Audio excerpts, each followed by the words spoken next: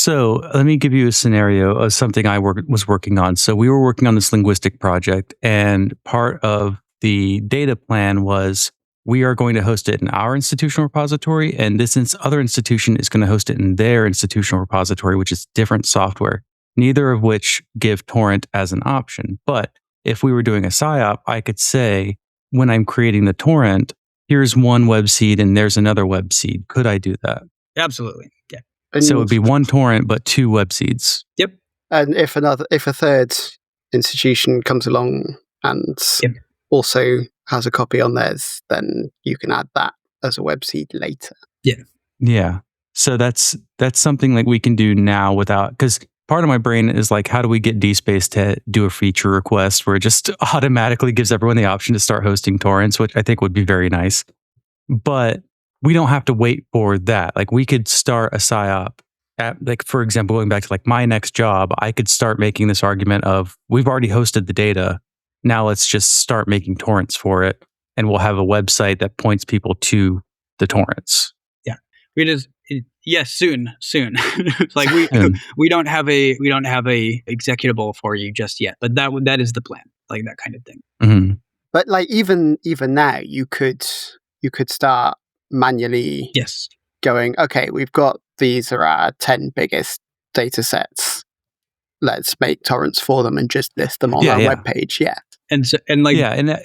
I meant manually. I meant like, because in my head, there's going to be someone who's like 10% of their job is going to be doing this, because I've always got like my manager hat on of like, I need to, whose problem is this going to have to be? Is it going to be mine? Is it going to be someone else's? Who do I have to convince to give me 5 hours a week of their time? Because, it's valuable and I don't want to waste anyone's time. But like, could you go out and start making torrents of your data right now using web seeds? Yeah. Basically. Yeah, and part of what we've been doing, there's like, I feel like we're talking a lot about like the technical challenges of this here. Yeah. So maybe last bit on that, because like the more interesting part is like going off road and scraping and stuff like that. That's like the glory of the hunt. But the BitTorrent ecosystem is ancient and ailing and old and stuff. And so like part of what we've been doing is trying to revitalize the development effort around it, where like to make a torrent, there are these truly disturbing blobs of C code that you can, use to make a torrent, and just like it sort of half works and it's like, seg fault on my computer half the time. But we're just like trying to make that be, modernize that a bit. We're just like, now you can actually have like a program that makes good torrents efficiently, that you can plug into like a deployment pipeline easily. And that's part of what we made. It's worth mentioning as well that the vast majority of the software in the BitTorrent ecosystem is from the perspective of, for a start, there's a whole aesthetic about trying to make your torrents as small as possible. Yeah. So like there is Jonny will know this much better than I do, but there's like culturally there's a size beyond which it's kind of assumed that torrents don't go. Yeah. And as soon as we got into scientific data sets, we immediately started breaking those assumptions. Yep. That's a lot of fun. That story is a lot of fun. That's not an issue with the design of the protocol, because I think having looked at that, it's really very flexibly designed, but it's a function of the implementation choices made by the people writing those client softwares. So it's like the legacy of this technology. We're trafficking like in 1 gigabyte. The matrix 99 yiffy.mkb 1080p, like it's like speaking of BitTorrent aesthetics, like the naming conventions are one of my favorite. It's like, but nice, they're fun. Whenever I rip a video for a podcast, so that there's not a torrent available, so I have to like rip the DVD myself. I always put it like smazzygang.rips. Hell yeah. Yeah. I feel like I should mention if like me, you had a very sheltered and naive upbringing and didn't like get into BitTorrent as a teenager. I'm learning about a lot of the social history of this through Martin Paul Eve's book, Wares. Mm-hmm. Great. I didn't know he had a book on, wait, what is Martin Where's- Paulieb's book? Where's Warez. It's a phenomenal book, both because it's like it specifically covers the culture and aesthetics of piracy. We're just Of like piracy. a lot of books that try and write about piracy just miss the entire scene of it. Like they just don't approach the actual social structures that underlie it, and like that's the most important part. And to like talking about like he arrives at like this correct thing that's like everyone in the scene would know, but you know it's like it's not really written. I've never seen. It's the only academic work I've seen that actually describes like some of these basic phenomena.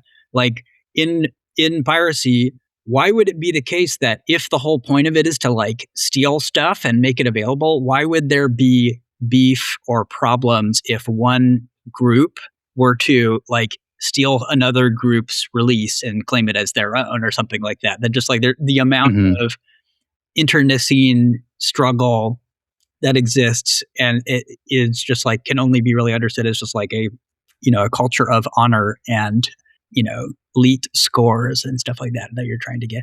But so anyway, yeah, highly recommend that for sure. But yeah, that whole dragging it back onto the point I thought I was trying to make. Can I remember that now?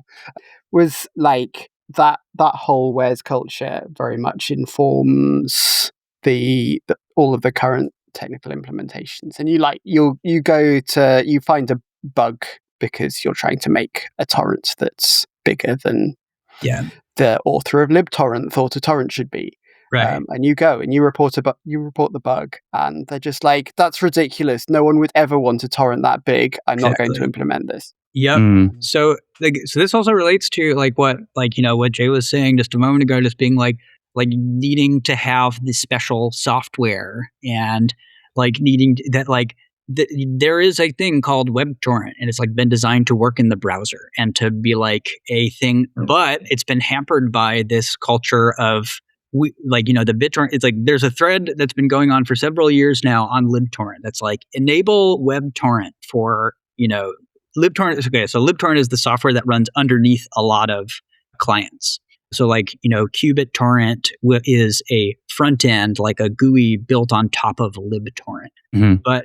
And so it's like the argument is like we want to serve people on the web that are acquiring data with a different modality that don't or can't run BitTorrent clients, but they should be allowed to be part of this BitTorrent swarm. And so even if I'm downloading using WebTorrent, I might not become like a permanent seed of this thing, I should still be able to use it and still be able to be part of the swarm.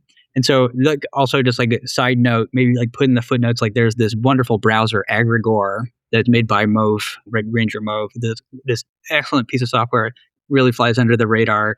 That is a browser that's designed to be, peer-to-peer first, that just you can become actually a peer in these peer-to-peer systems just directly from your browser. Anyway, but so we were trying to say that was one of the major reasons that WebTorrent support is not enabled by default, is that people want to structurally exclude WebTorrent from these peer swarms because there's the perception that just what we want are long-term seeders, traditional BitTorrent users, and WebSeed is just a means of hitting and running, the term of art in BitTorrent for downloading without seeding. And so what we were trying to make the point of saying is that it's BitTorrent has always worked in this way, where you have this mixture of long-term seeders. Why do people seed the Pirate Bay torrents? Because some people are just pathological seeders like that and just need to seed. But many people are not. And so expanding the base of who can be involved is always more powerful than trying to limit it, especially limit it structurally and at a code level to only those people that we really want to be in the swarm. And I can see how that's a bad limit. There's good pro-social limits, but saying my assumption is always going to be correct, and therefore I'm going to physically limit the tool. This could be a 2-person saw, but I'm going to only design and sell 1-person saws. Exactly. Right. And part of it, the issue there is that the people are this term that I love. So I can't remember who introduced me to this term of cookie licking, where like where there's a box of cookies and you pick up a cookie and lick it and put it back. So it's there, but only you can really have it. And so it's like this like ownership of something that should be held in the commons, and you aren't necessarily making use of it, but you're holding ownership of it. And that's exactly like the BitTorrent developer scene is cookie licked to the max. Like that, just like there are that like Bram Cohen, like grifter in chief of BitTorrent Inc., is now pivoted entirely to focusing on like his crypto scam. And so like he has drawn the other major developer of libtorrent along with him. And so all of their time is now devoted towards crypto scamming. And so in the meantime, the rest of us trying to use libtorrent and BitTorrent are stuck in the lurch of like, we're waiting for the crypto bros to come back and care about us again. And the software isn't moving. So like, that's like the current state of that WebTorrent, like enabling PR is like begging the one guy in charge of this piece of software to enable some flag. And so that's... I'm feeling like the library equivalent of this would be like MarkEdit or something. Mm. And it's like, there's this great piece of software and everyone uses it and it's free, but also the developer refuses to make it open source and refuses to accept any help in developing it in any way.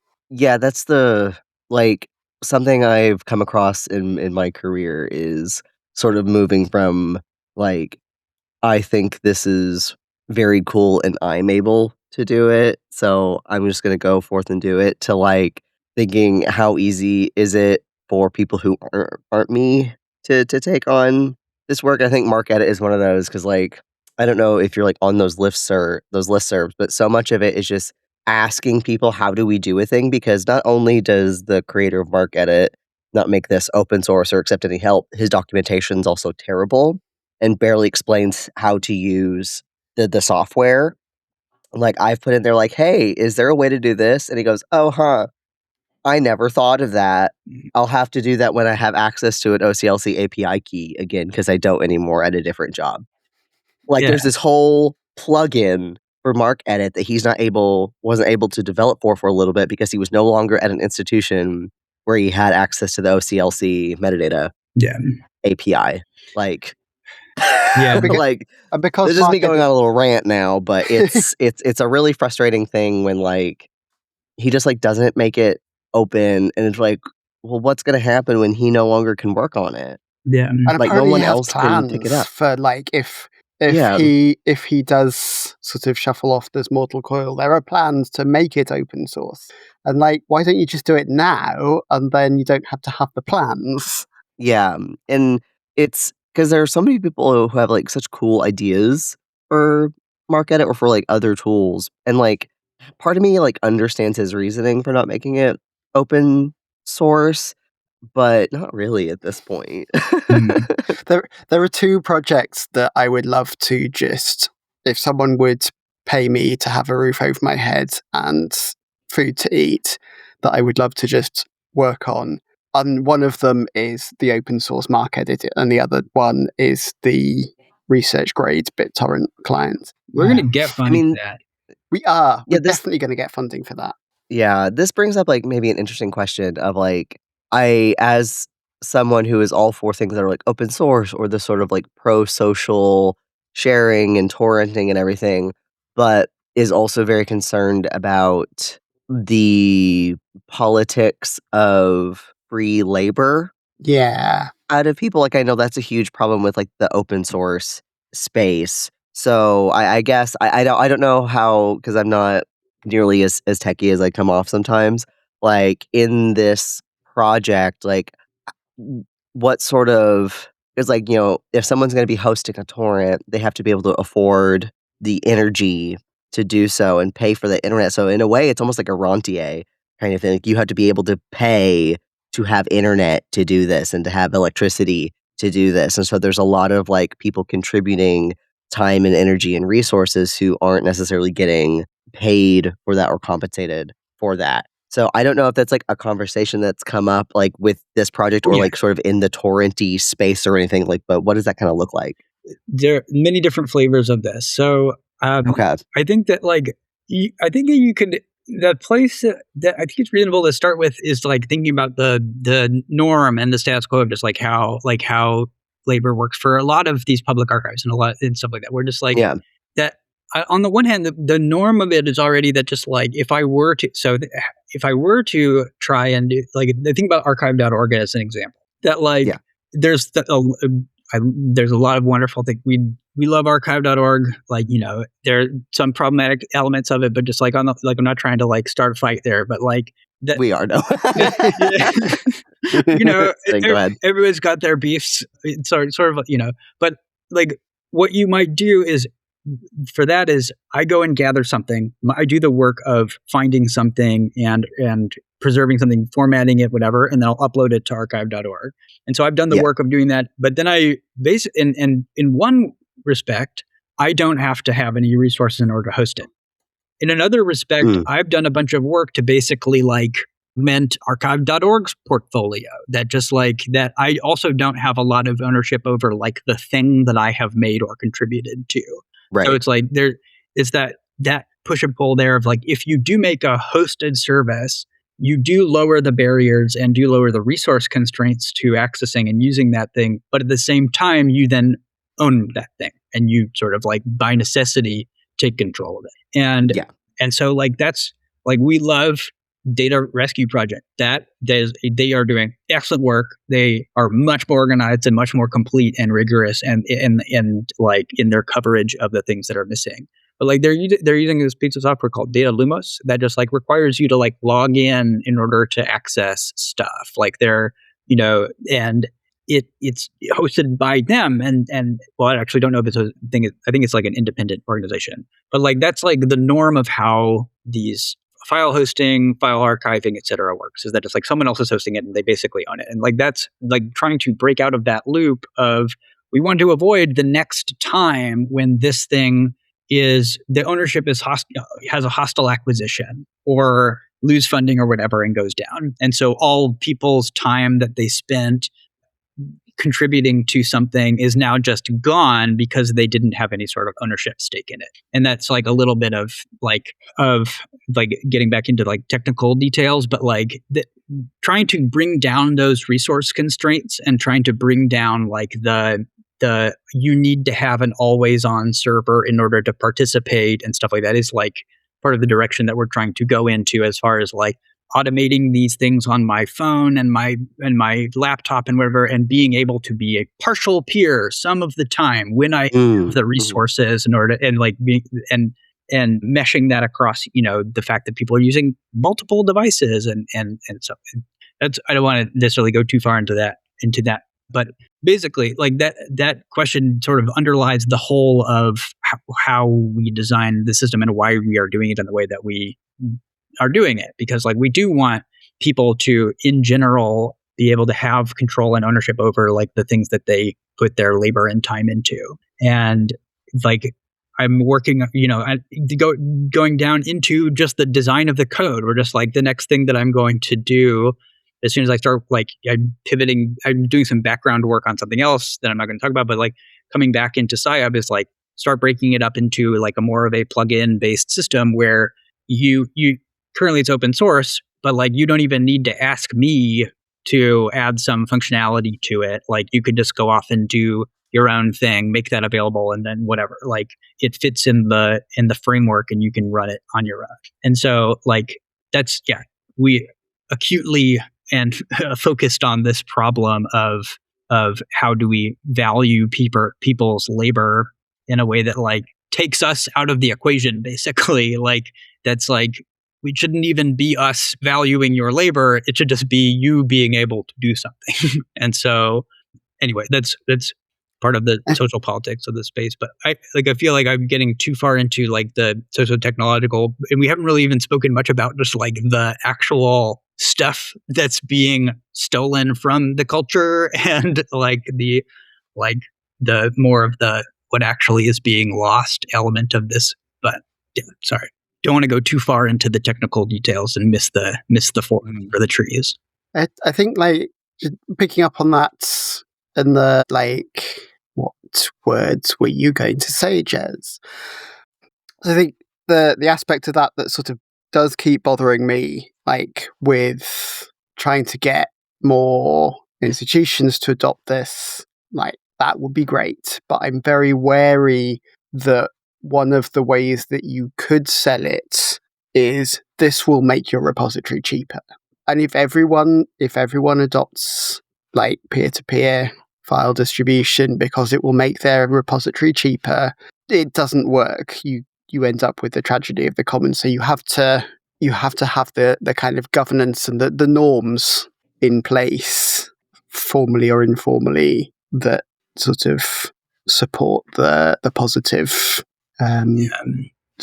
so of the commons. Explain that to me, because in my mind, we were talking about all this, increased server load because of all the scrapers, and you could mitigate that by having torrents. So why would, I guess, is the assumption that people would stop having their own repositories and that's the way they would save costs? Or because if DSpace gave you the same option as Internet Archive, which is download file, download torrent, how would that be a problem of the commons? Yeah, and I don't think that would be a problem. I think the danger is more when you're kind of making the business case for this to be budgeted for and things like that, and you're saying, oh yeah, this is reducing the load on our servers, and they're like, great, that means we can give you less money for servers. And I think like it's not a reason not to do it, it's just a reason to be sort of aware of how these kinds of arguments play out in different ways. Or maybe if you're starting this project, have a plan for how you're going to reuse that new that freed up server space from the beginning. Because also, if you don't need the server space, then you don't need it. Right. So it's like, it is good financially, like to put my manager hat on again. If we don't need to spend money on something, we don't need to spend money on it. But that's also where, as a person who likes to build his own little fiefdom, I would go, okay, I've saved money. Now let me spend that money in something else in my fiefdom. So, So one of the cool ways of getting, I think, to get this adopted by some institutions would be to get together a little, I want to say cabal, but I'm going to say collaboration of like 2, 3, 4 like-minded folks in different libraries. And kind of that's the point at which you can say, okay, we're going to be, for kind of resilience and sustainability, we want to store 3 copies of this data. At the moment, we all pay for hard drives and we all have our 3 copies in our different machine rooms. Let's still pay for the same amount of storage, but we'll keep a copy of yours and they'll keep a copy of theirs. And it's sort of increasing the geographic distribution and resilience of that without the stuff, without increasing the cost. Yeah, that's kind of what just pinged in my head thinking about this from the IT perspective is like, for one, I'm all for, doing shit just because it's good. But there is also the practical part of me is like, who's going to maintain the server? Well, how much time is it? How much of it is shadow IT? Because that's a huge issue, right? It's just making sure users aren't doing some weird shit that we have no idea about. But I know that our state library has a large archive of photographs from all over the country, and all sorts of libraries contribute to it. Now I'm like, wouldn't it be cool if public libraries with more of that space could create that torrent, keep that archive going across the state, so that way it's not just on the state library to maintain it, because libraries are contributing to it, but not necessarily hosting it. So now I'm like, I could absolutely see a case for this if we could get a state library or the people who have the big archives, I'm in Washington, so the UW, why not run a torrent for UW's archives? So I could see the business case for this as a backup solution kind of thing. I think was kind of what you were getting at, Jez, is it's the 3, 2, 1 of backups. You always want to have something geographically distant, right? So this could be kind of a way to bolster that, even if it's not like a full, backup of something. So like I've got I've been gathering a ball of yarn over here, like a bunch of these like interrelated thoughts about this. So okay, so we were just like that. So this notion of, okay, this is about this idea of platform fiefdoms and resource allocation and the distinction between archivalism and active service and stuff like that. They're just okay. So like this goal of platforms and web platforms of bringing resources down for people to be able to use data is like on its face, good one. Like just like that is a positive thing to be able to do. To make it a website, I go to the thing, it's all set up there for me. I don't need to do anything. But then then that also poses an additional problem for archiving. Like how do you archive a web service? Like that's a much harder thing to do than archiving static data, the underlying static data, and even archiving the static data plus the code needed to use it. Way harder. Yeah. Way harder. And so I think about this, one of these examples that like we faced called like drought.gov, that just like, this is a resource that farmers use to farm, like essential information, like being able to plan crop yield and being able to just like have information about drought and water usage and just like what the next year is going. And so that was one of the casualties of, Trump administration that took this thing down. And we're trying to archive it, and like how? And it's because like there's like multiple pieces of that. One is that just like without the funding for the thing to continue existing, then it will not be continued to update. Just like we don't have the thing that's lost is not just the data, it's the means of keeping that data functioning. Like the system itself is at a loss, and you can't archive a system of labor. And so that's something that is like fundamental limitation we cannot address ourselves. Like that's just like that's not possible, and like trying to do that would be hubris, right? And so like when that thing goes down, not only do you lose access to the thing that could be backwards looking, but you lose access to the thing that would be forwards looking. And so that we have partial solutions to how to archive a web service. And it's like where our friends over at webrecorder and browser trix like have made like this tool where it usually when you go and do like a web scraper or web archive, you go and do like static HTTP requests, go and download this set of files, JavaScript, and et cetera. Browser trix and webrecorder works differently, where it simulates a full web browser, and it just captures all of the network traffic that happens the whole time you are using the site. And so, for example, like if you're going to a site like drought.org and you go and zoom in on the map, that's requesting additional map tiles. And you're like scrolling around and looking at these different like facets of this data. All of that can be captured and recapitulated. And so like basically what you need to do is be able to, in the volume case, to automate that kind of like interactivity, go and zoom in on all of the map tiles and expand every data browser and so on. I'm thinking about the heinous miscarriage of infrastructure that happened in the United States where, what the hell was that? Where all the government services were using this, like, was it Plateau or Tableau? That's what it is.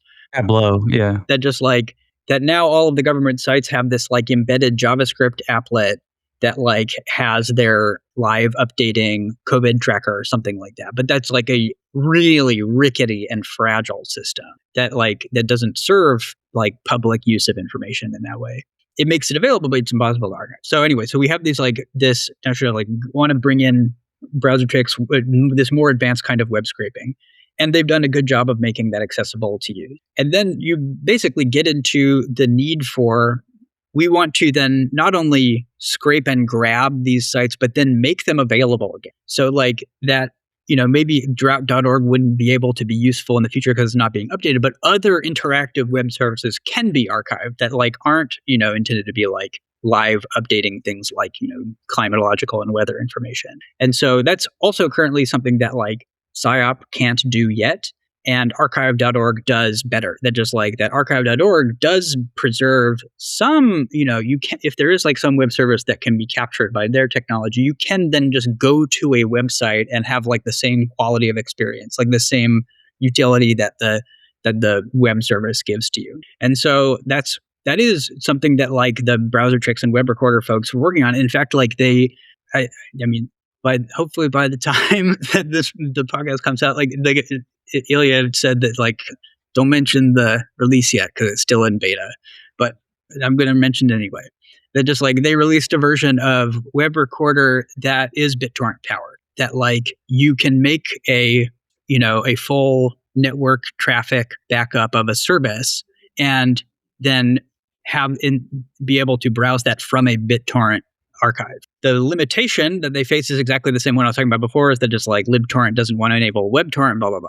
But like assume that works. Then you get into the situation where just like now you can have distributed archive.org, where if I care about something, if I want something to exist and I know it's going to go down soon, I can basically go and just use it. Like open up a browser tricks web browser, go and like touch all the knobs and fiddle with everything to record and capture all of that. And then like basically in the act of me using it, I create an archive from that. So I create like this thing that's a WAC-Z file. It's just like a big zip file of all that network traffic. And then you have the question of trust. That you can make all of these distributed copies of websites and stuff. But then the thing that archive.org also provides is that trust. Like you trust that an archive.org copy of a website is correct because archive.org systems captured it, and they do not have like a history and a reputation of modifying the things that they capture. So it's like the thing that I'm like this sort of big ball of yarn I'm trying to pull out here is just being sort of like that like once you try imagining like an alternative to platform web, then you need to basically pull out and redo everything. We're just like that, like you need to rebuild the technologies by which we populate these archives. You need to create a whole social system for like distributed trust. So I know who's scraping what and like whether or not this has been useful in the past, so that like I can like look at different, I can host a BitTorrent client and like, know that like I'm going to connect to peers that are trustworthy, that aren't just like trying to like spam the network with garbage. And so like that is a massive project that involves just like basically like, rethinking just like the way that every person is using computers. And so like, how do you like make that palatable and make that like, sort of sneak these ideas in the back door basically, that just like, and like it's like sort of like all of these fronts are related. We're like you communicating to administrators that we need to like it would bring down costs in order to make torrents of everything. That just like communicating to scientists, researchers, academics that like when you use data, you should be partly responsible for keeping that data available. Like making it communicate to like the BitTorrent community, just like WebTorrent's our friend, and like all of these things are part of like related to this like largest project, and just like you can do bits of them like independently and stuff like that, but just like they become much more powerful once you have each of them in place. And so there's also, to jump in, there's also, if we're bringing in this whole new community of academic users, that also puts pressure on the interpersonal ecosystem. Yes. To say things like WebTorrents are your friend. Mm-hmm. And like that's another part of it too, that just like the social tooling in most cases is like an afterthought or just like basically dog shit, just like that you have, if you don't design a system with social tooling first, then inevitably what you end up with is like the council of expert gods that like control all metadata and mediate the whole system. And that's also like I was saying, just like who regulates, who runs this thing is like, it must be you. It pins a certain set of people into maintaining the system. And so you need to build like the social tooling that allows people to negotiate over like who is able to post what and like how do we trust them. And that's like what the federation model is intended to bring, is like the ability to break off and make a new set of norms and a set of like a community of archivists that isn't then isolated, that doesn't become like its own separate system. They might have different norms and standards than we do, but like we still can like talk with each other. So like that was like that's one of the major goals, is that like SciOp.net, squeaky clean, super legal. Like if you download a torrent from SciOp.net, we make the promise to you that it is legal to download it.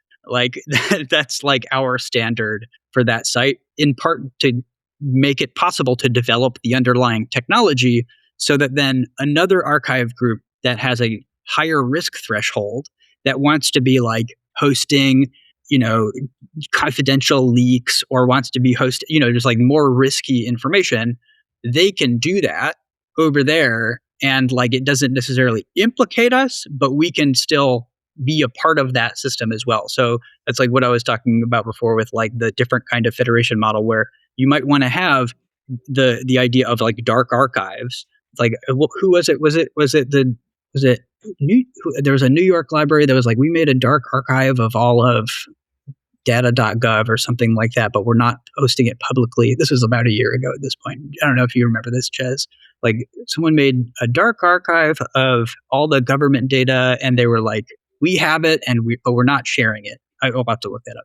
But like that, you could do something like that with metadata. We're just like, I'm thinking about like DDoS secrets or something like that, where DDoS secrets they're functioning. They're like, what they do is legal, but like it's extremely threatened. And so we might want to make copies of all of that metadata of all the stuff that DDoS secrets has leaked, but we might not want to say in advance that we're a mirror. Like, we're mirroring all of their content, and it's like basically like insurance. Like, they have an insurance file up there where it's like, everyone download this, and if DDoS secrets goes down, we'll distribute the key and then leak some really damaging information. But it's like insurance in that respect. In this way, is like, we have a mirror of all this risky data, and if that goes down, then we have a copy of it and can verify that it is in fact that data. It's like a provable copy of the data and can be a secondary mirror. And to be able to like scale that from widely acknowledged public mirrors of everything, we just are going to like repeat it in the same sense that like a Blue Sky app is like or a Fediverse server is a public archive of other servers' posts and stuff like that. We might want to be able to scale that to privately archiving and reproducing these things as well. That's more of the like the gray area legal nature of like what one has to do when information as we know it is like increasingly illegal to have. That like, you shouldn't be able to actually have the data. You should only be able to access like a pre-digested AI hallucination of it. And like, that's the legal path to accessing information, as opposed to like, being able to know stuff directly. Yeah. And definitely, like we talked, I think it was last week with Hagen Blix, about how the knowledge is part of it. It represents a power hierarchy. And so, your ability to go to college is reflected of your already existing part in the hierarchy and where you exist and you want to be. Intellectual property is part of that knowledge hierarchy. And the part of AI is to get more people who don't have knowledge, meaning like, we can think of the word knowledge here to mean proprietary information or data or things like that, to get that knowledge away from them so that you can then rely on gig workers with less knowledge. So it's the same like Luddite de-skilling sort of thing of, you can then be pushed further down in the power hierarchy. We don't need professional managerial people if we can have an AI that can kind of take that knowledge away from you. And so you don't have to have it. The ownership class doesn't have to have it, but they own it, right? Mm-hmm. So thinking of knowledge as power is really, as part of the power hierarchy, is also very useful. So I also wanted to ask, because at this point, I'm just going to split this into 2 episodes. So we can go like 10 more minutes. God damn it, every time. Sorry. Well, we're gonna be on hiatus for a while when I move, so it's like, okay. I would like to have things I can like split out too. If there's nothing, I hope it's that me being hyper verbose and talking about shit for way too long is it's give you a little bit of heat off when you need to give an episode while you move. I'm glad that's a good outcome. I'm sorry. It's totally great. There's part of one thing. There's 2 things I want to get to, so you can choose which one you want to do. For someone who has no idea, how can they start to help? And then the other one is a discussion of web scraping, because you said that's the really fun part. So which one are you more excited about? I think probably web scraping. I saw your face. Well, I don't know. The how to get involved is probably more important. Like, okay, you can also do that at the very, very end. Yeah. Well, like, the fun off-road. Okay, yeah. So what I'm talking about the fun off-road part of the web scraping is basically like you're sort of like doing reverse engineering and a little bit of hacking in a way that's like all of it is technically illegal in the same sense that like using a computer is technically illegal because like the Computer Fraud and Abuse Act is so broad. Like, you know, that like scraping a website is all like visiting a website is illegal. If they could argue that it's against the terms of service for you right now to access our machine. And so like, but like, that's been like the joyful part of this, of watching folks. So in our group, we have a mixture of folks that are like old web scrapers that do this all the time and new people who have never done it. And so that's like, I guess this is a hybrid answer to both of these things. Is like, how do you get involved? Is like, you just like look around and see what you care about and what matters to you and what you think is at risk, and you go and grab it. And alternatively, like a part of this is also scouting for that information. Like we thrive off of people who don't know computer stuff but know something's at risk, and to be able to say, hey, we need help over here. Can someone come and help us like handle this big thing that's about to go down? So like this has happened a couple times where like we'll just be like alerted to something and just like set the dogs of hell loose on this like, you know, set of but like the barriers to participating are very low because like, one, if you don't know how to do it, we've written documentation that like not complete by any means, and like you can just go into the SciOp documentation and just see if any of that applies to you and do it. Like that, like if that doesn't work for you, just tell us this. I want to do this, but I don't know how to do this, and we'll do our best to like describe that and to facilitate you being able to. Because like we love to scrape the web, but also the whole like as we've been talking about, just like the whole test of whether something is useful is like whether you can do it without me. Like if you can't do it without me, then it's shit, and we really haven't done anything or moved the needle as far as like autonomy or power goes. So want to make sure that people can do that on their own. So give it a shot. Try and do it using the information that you have available. And then when you get stuck, just like yell at me and yell at the rest of us. Just like raise an issue, or like you can talk to any of us on the Fediverse and just say like, how do I do this? And then the second part of that is just like, just becoming a seed is it's like something you can do in 10 minutes if you just go and like go on get a torrent client, let that run in your background and get one torrent. Go on the site and just look for like the thing that has very few seeds on it and looks important to you, grab that. We've also, for people who have more resources, like more storage resources, more bandwidth resources, like we've set up a system of RSS feeds for these torrents. This is like an old feature of that, like a lot of BitTorrent clients support, that just like, so for example, like we tag all of our data sets.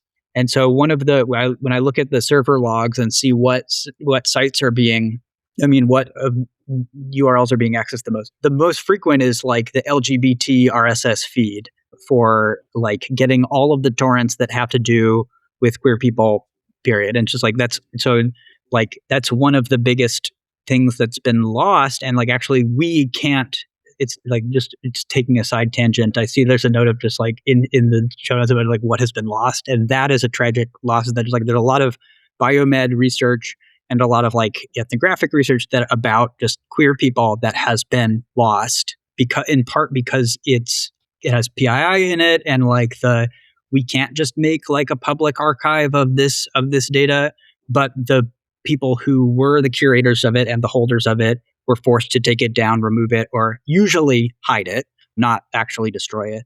But like that's been the biggest casualty so far of unrecoverable information that we cannot retrieve unless the people who are the researchers or people holding it. But that's like that's the main thing. Is like when there's something around you that you care about that you want to preserve, that's the best way to get involved. Is that like you are the expert of your local domain. Like you don't be waiting for someone else to tell you, go and get something. I'm sure that anyone is already aware of this. And then just like I said before, if you need help doing that, that's what we're here for, is to try and make like that possible for you.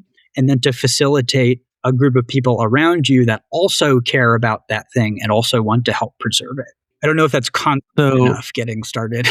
No, actually. So, for example, I'm trying to think of like, if I say that there is a data set on my institution or repository or somewhere I used to work, and I go, oh, that's probably under danger. Could I create a torrent for it and get that onto the SciOp tracker so that, because I need people to find the torrent that I've created, like me as an individual person. So I get that track. Is there a way for me to submit that torrent to the SciOp tracker? Yes, yes, do it. Yes, that's good job tomorrow. Major functionality of what SciOp does is, yes, you can submit things to it. So it's like it's relatively simple. Like there's a bunch of like moderation tooling that we have yet to build, but like go and make an account on SciOp, and for now it's just a matter of like you just need to tell us that's you. We're working on messaging and commenting and like inter-site communication so that you can do that in band. But like now just like make a thing, tell us that's you, we'll give you upload permissions. And so it's like the way that our permission system, it's like a tiny bit different than the way that a lot of other web platforms work, in the sense that just like we're trying to embody a model of soft security where like the way to make systems secure and safe is like to limit the damage that someone can do without constraining the things that they can do. So it's like in the same way that Wikipedia allows any anonymous user to edit the site. The reason why that isn't a catastrophe is because there's like abundant means of preserving history, of monitoring changes, and making and discussing these changes. So, and also undoing is easier than doing. Exactly. So we're like we have this is work in progress stuff, but like it is the case that just like we have like wiki like edit logs and history that can be rolled back and stuff like that. But in the meantime, just like you go on the site, you make an account, you can already create a data set. You can already create an upload without being given permissions yet. So you make them, they're just not visible to anyone but you and the administrator. So just like this thing is done. The data set is described, it has a description, it's got metadata, it's got a title and everything like that. Like this is ready for someone else to find it. And then the upload part of that is I put a torrent on the website and here it is. Then we'll review that and then approve it. And then that's the whole story. Then basically you just need to seed it. And so like there's this initial period where if you make, so we have tools for making torrents that include adding web seeds and indeed making torrents from web seeds. Like again, our beloved triple shrimp prolific archivist doesn't have the biggest bandwidth in the world and doesn't have the most hard drives in the world. So something that they will do is they'll make web seed only torrents that are just like literally just like download data, hash it, and then delete it. Download data, hash it, delete it. Just create the torrent file that has a reference to where the data come from, and that's it. So that like they won't even be a seed in the initial swarm, but other people can download it just by the web seed only torrent. And so like that's the last part of it is like then if the data comes from something like some HTTP server and that can serve as the initial seed, great. Otherwise, you just stay online and seed the thing until like other people come along and see it. And that's the participatory nature of, group archiving is other people, like stuff exists and will be preserved and seeded to the degree that other people believe that it should be seeded, backed up, archived, and stuff like that. So like that's like the means of that you put it on there, announce everyone, hey, help me back this up, and then the people that will do that will show up and do it. I think that's like the one thing that we've seen quite a lot is because that one aspect is really unintuitive, is that we've had a few cases where someone's scraped, downloaded a data set, they've created a torrent, they've uploaded the torrent, it's been published on the site, and no one's ever been able to download the data because they didn't realize upfront that they needed to keep seeding it long enough for someone else to have a copy. They thought of it as a repository. Yes. So we put notices on the upload form and stuff like that. That is like a torrent contains no data. Like it is not a zip file. You need to stay online and seed the data. in order to make it available to other people. But like, yeah, it's just it's an informational barrier that is a very understandable one, because nothing else that you experience on the web works like this. And so like, yeah, that's a real issue as far as like making it acceptable, is making it understandable what the system does and how it works without overburdening someone with a big long lecture about how BitTorrent works. I'm just thinking we need to start like Library Punk Academy, where we just have workshops like the software carpentries, where it's just like how to BitTorrent. What is a BitTorrent? And then we just start posting. Because part of me was just like, because I'm a carpentries instructor, part of me is just like, oh, we should just have a library carpentries for BitTorrent. And probably we should. There should be a software carpentries for BitTorrent. I don't think there is, but this is the whole point of carpentries, is like to teach academics the computer skills they need. BitTorrent should be on there.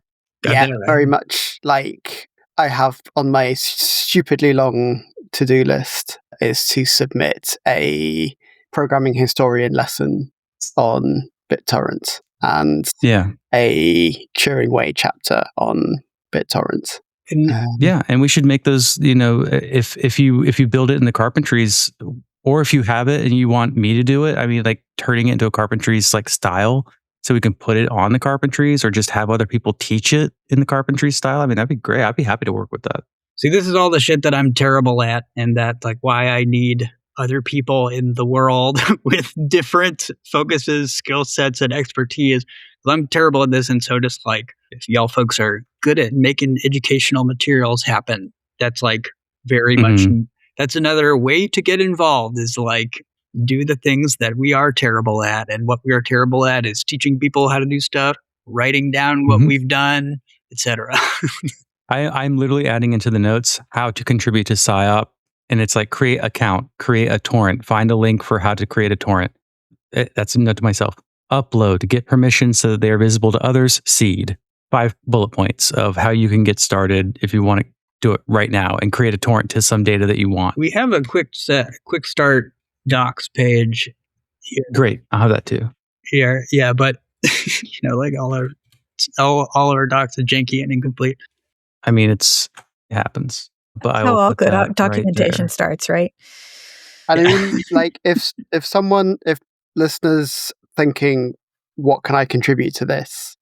That sort of the documentation stuff, the outreach and external comms, those kinds of things are things that we're sort of lacking a little bit in our core team at the moment. And like this is like, because this project, it lives in so many social systems, like the folks that are coming that are not from open source world, like one cultural lesson from open source is like, tell us our shit sucks. We like it when you do that. Like, that's like, like if you are trying to do something and it doesn't make any sense, it's a compliment to me and a compliment to other people that you tell me this sucks and I hate it, because that means you care enough about something that you to tell me that it's broken and it should be fixed. So like, don't be shy and say, wow, they talked for like, 4 hours or whatever it is about all of this like lofty ambitions, but then I try and go here and it sucks. Like, yeah, I know it sucks. Like, you're not going to surprise me by telling me that, and you're not going to offend me because I already know that. Like, I'm way ahead of you on thinking everything I do is terrible. But like, it's actually very helpful when people say the things that don't work for them. So like, we have documentation about how to make torrents and how to use the site and everything like that. But like, if it's a maze to you and you can't find it, or like this doesn't make any sense to me, or I've never touched a terminal in my life or whatever, then like, yeah, that's your input is needed. And I'm just thinking about Microsoft documentation and how much of it is just like absolute bullshit, labyrinthine sort of find the one line in the one article about, oh yeah, by the way, you can't do it if you don't have this very specific permission. And I'm like, I could test documentation for you guys. Hey, we'd love to have it. And also, and like OCLC's documentation, they put everything on different pages, so you can't just Control F through the documentation. Oh my God. And like everything's on a different website. And genuinely, I think the best use case for Google adding their stupid AI summary on top of everything is because, one, OCLC's web presence sucks on Google, but two, like it will find the actual right document page because it's scraping all of them to pull the data, and it will at least get me to the part of the OCLC documentation I need, because luckily all of OCLC's documentation is on the open web, which is not true of all library vendors. I'm pretty sure Alma's isn't. So when I change jobs to Alma, that's going to go away. Good luck. Godspeed. That'll be fun. How is it that so many of these library vendors are so awful at discovery? Like, they literally try to sell us discovery platforms, and I mean, genuinely, I think OCLC knows their discovery platform called Discovery sucks. You can email them a problem with Discovery, and they go, "Yeah, it just does that." They'll say, "Yeah, it just does that." Amazing. As though they have no agency whatsoever over it. It is its own independent entity. That just reminds me of a time I emailed some vendor to be like, hey, does this product do this very specific thing that is incredibly useful to do for what is it? Like computer reservation program. So patrons can reserve computers. And they were like, oh yeah, it doesn't do that. It would be nice if it did though, right? But that's kind of too hard for us right now. And I wanted to be like, where is the thousands of dollars? Well, but I'm just like, you don't even have like a feature list. Like these are the things you can submit to vote on. Anyway, I always think about that and just being like, okay, well, that's a you problem. Maybe can you help me out? This is why no matter how bad open source community shit gets, I'm always like, remember the alternative. Yeah. Which is that this is all intellectual property and no one can fix it. And no one will fix it. And they will continue to fire their staff who can fix it. One of the things I love as being like an open source programmer is just like, I always have no resources. And so I can always say, we'd love to do that, but I got no money. And so like, if I were to go into the situation where I actually had resources and had to be responsive to, my what do you call it? Your customers and patrons. Stakeholders, customers. And I'd be just like, God, I actually have to do stuff because I actually should be able to do this, Yeah, this is why we don't have a Patreon, because then people would be like, why do your transcripts not so good? I'm like, someone can do them for free, but I can't spend 6 hours every episode doing them. If we had a Patreon, I would feel like morally obligated to do like manual transcripts. Even though all of our transcripts are online on podtranscripts.co now, I don't know how long that website's going to exist, but they do it for free. So if you have a podcast, submit it to them. You can just submit it. I just submitted. We weren't already on there. Submit to it. They will do all of your episodes. They will download them and do a pretty good transcript.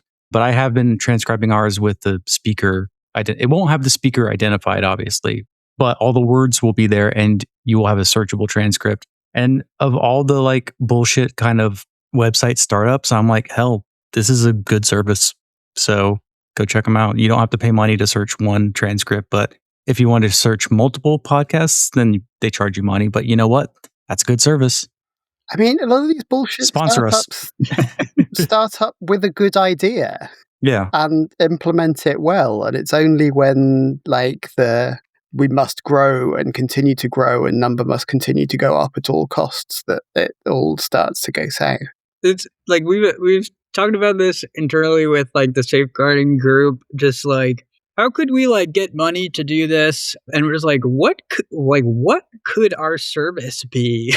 Like, what could we what's actually like the thing that we could sell that like could it, like it's like the ideal case is like, if you want to do something for free, it's just sort of like, yeah, we do the thing that we do for free. And then there's some ethical freemium upsell deluxe package or whatever that doesn't compromise the core, not getting into whether that's possible or whether that always, undermines its own. Sure. But you got to think about it. But like in our case, like we could sell network congestion as a service. Like that's the main, that's the main thing we produce. You've got too much bandwidth, we'll use it all up for you. Don't worry, we'll make it our problem. Right. And it's been one of the biggest shames to see. So like hard drives being cheap was just a true thing for like most of the contemporary history of computing. And like it's like you can tell when hard drives are scarce like something is going really wrong in the world. Like, and Mhm. so it's like the last time before this one was, again, this is like coming back to Bram Cohen's grift company and stuff like that. Like when they launched Chia and turned proving that you have wasted a ton of hard drive space into a currency. And there was a huge run on hard drives that then became a bunch of e-waste.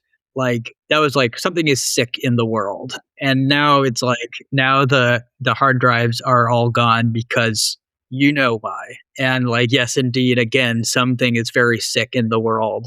And so like it's like go out and get more hard drives, but not to poison the ecosystem and to, store like the hallucinated text that you then cannibalize your models on, but like go get hard drives to like make sure that we can continue to have like climate data.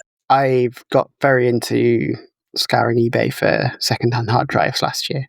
Yeah, a lot of things. I recently, because what I did most recently is I bought a 12 terabyte non-solid state drive, like an old server hard drive that you just be in a rack, and just wiped it and used it because I needed to do a full backup of my other storage hard drives that are like 2 and 3 terabytes. So I'm like, I need a big one. And I was just talking with someone about like hard drives, another person who works in IT, and just any kind of hard drives are shooting up in price. And it's kind of like, do you wait it out or do you buy another 12 terabyte drive right now and find a used one? And then everyone yelled at me for buying a used hard drive. They're like, that's a security risk. I'm like, I'm going to deformat it. It's fine. Wait, security risk to you? To yeah, who? because I don't know, because I told them I had to reformat the drive and fully wipe it, and they're like, but there could be stuff on it. Sure, yeah, that's security someone risk. else's. That's their problem. Out. Like that's what is it? That's what Newton Boot is for, or Boot and Nuke is for, no, right?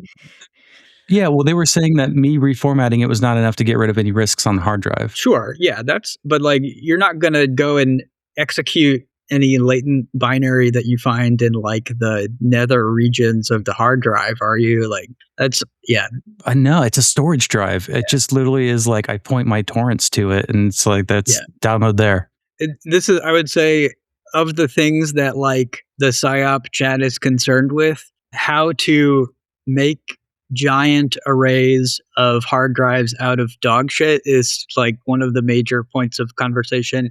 I have this like set of images that I use in all of my posters now, where like we're just like trying to make the argument to, when I go to conferences and stuff like that, I'll just like go and talk to the other archives there and show them like, this is what SciOp runs on. Like it just like, cause AWS wants to sell you this image of just like squeaky clean space age server racks that go for miles into the core of the earth and stuff.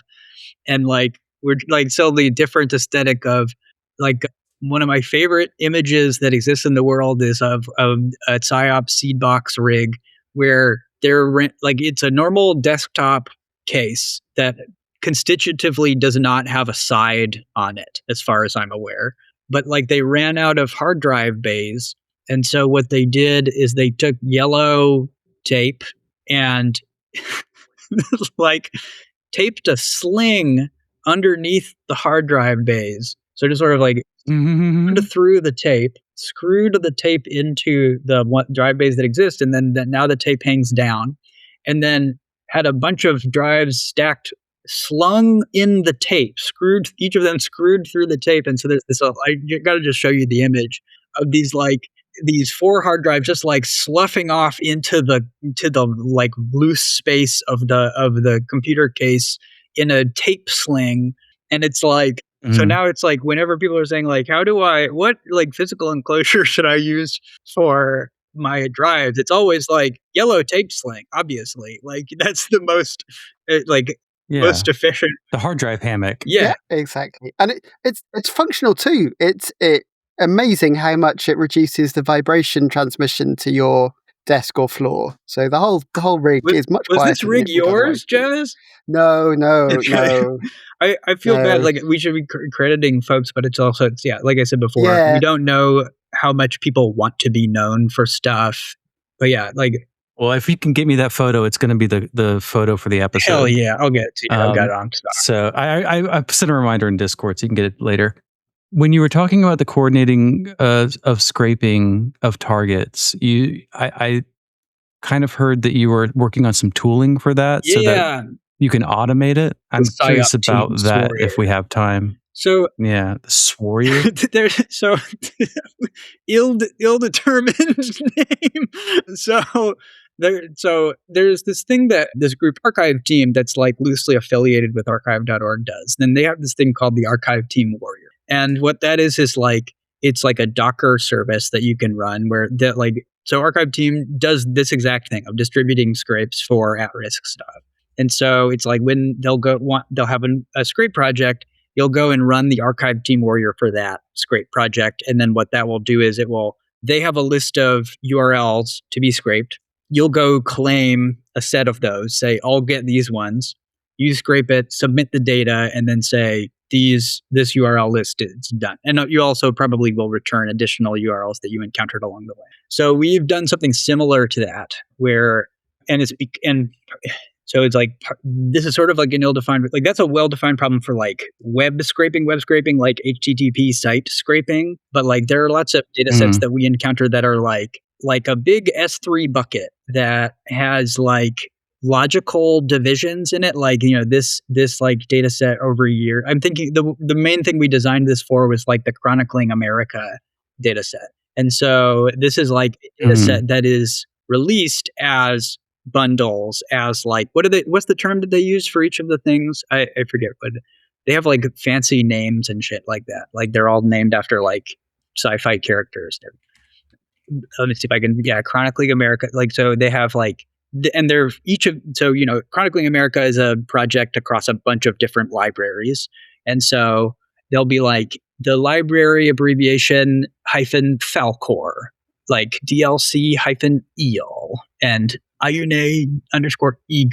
And so it's like, these are like, little code names that are batches of the data. And so I didn't give any introduction to what Chronicling America is. It's an archive of all of like the local newspapers from the United States through its history.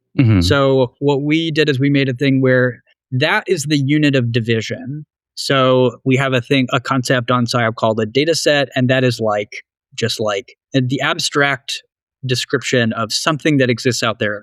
And then a data set will have data set parts. And in this case, these are these like batches that Chronicling America will release. So we made a SciOp team scraper, the SciOp team Swarrior, like this worst name of all time. That is like a similar thing where you run for a given project, in this case, like the Chronicling America thing, like go and get me a batch of this. And so it will hit SciOp, say, I've claimed this one, I'm going to get this one. You'll do a scrape, you'll create the torrent, upload the torrent, and then say that one is done. And so we want to generalize that so that like so currently that's pretty labor intensive to create like a task, like a scrape task. We called them quests. Yeah. Like, it's like this terminology is so terrible. But like make it so that it's possible for someone to say, hey, over here, there's a data set that needs to be scraped, and say, here are the subdivisions of it that people can go grab. And, maybe we should like, again, automate the process of discover, like the way that like Archive Team and general recursive web scraping works is you start at some root URL. And then, but in the process of scraping, you discover all of the other URLs that you need to be getting. And so we need to like make tooling that will allow that process of, over here, there's a data set that needs to be gotten. Here are its pieces. And so to go and help get it, run this command that is, SciOp scraping name of project. And then it'll automatically handle the go and grab the data, create the torrent, upload it. And it even handles like adding it to your torrent client. So it like auto seeds for you.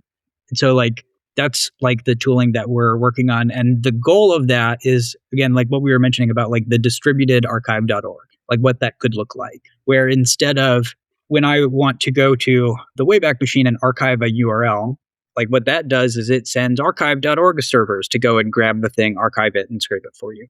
Like we'd like to make it so that like you can do that, and like anyone can do that. So if I'm running my version of the local scraper and I want to grab something, I can just do that, put it in the thing, go grab URL, and it dispatches that out to my scraper. Or we could have like a standing army, a pro-social botnet, as I have termed it. It's like people that are saying, like, when there is scraping to be done, you can use these extra resources on my computer. Like, I allocate X amount of memory, bandwidth, storage, whatever. And like, I will go grab that website for you, create like a signed copy of it, and make an upload of it for you. So you have the scraping part distributed. And then again, once we figure out like the lovely folks over at Browser Trix webrecorder, like get the BitTorrent backed web viewer, then the goal of that will be to basically replicate what the Wayback Machine does, where you go to sciop.net/URL, whatever prefix that is. And then in the way that you do this with, it used to be like 12-foot IO used to work like this, and all these like paywall things. You just put the URL after that prefix, and you can go be served some BitTorrent backed archive of that web page. So that's like actual goal. But like it's still it was like most things in SciOp, like done out of necessity and trying to respond to some immediate need, and with the idea of generalizing it later. That's sort of like the status of that distributed scraping project, is that like there are a couple of projects that we needed that for. So there's like Chronicling America was the big one, but then there's like an NPR scrape, a Department of the Interior scrape, I think like some Department of Justice scrapes that are in there. But we want to in the future generalize that into something that's much more possible, because like that's ultimately the question. It's like, how do I get involved? And trying to bring that barrier down as much as possible to the point where you can distribute labor between people who are like scouts that know about stuff that's at risk but don't have a big scraping system, and people who do have that but don't know about what they need to be going out and scraping. So that's like... So you would just kind of run an exe on your computer that once in a while would get a task to scrape. It would scrape, download, and upload for you? Or is this all in the browser instead of a separate exe file? At the moment, it's a program that you're running on your machine, not in the browser. But like that's with the magic of when you started talking about the distributed archive or Wayback Machine, I got confused as to like if that was part of it. That is, yeah. So ideally, a lot of it would be triggerable and browsable and interactable from the browser. But like some things browsers can't do, and that's good. Like browsers can't access the file system. We don't want them to. Like like there's just like some anyway. That, like I said, it's very in a protean stage now, and so we'll come back to it in the future when it's fleshed out, and we'll do a different episode. Yeah, but that's the dream. Okay, it's good. If there's someone who has expertise and would like to reach out to the SciOp team to join as a member, is that something they could do? Totally. You can hit me up on the Fediverse, like my I don't know, we'll put my handles in the description. But then also we have an email that we respond to. It's a group email. We have yet to make, so that is contact at, oh God, I need to get this right. Contact at safeguard.de. Is that right? So no, that's right. I'm just putting it in the chat. SafeGuard.de.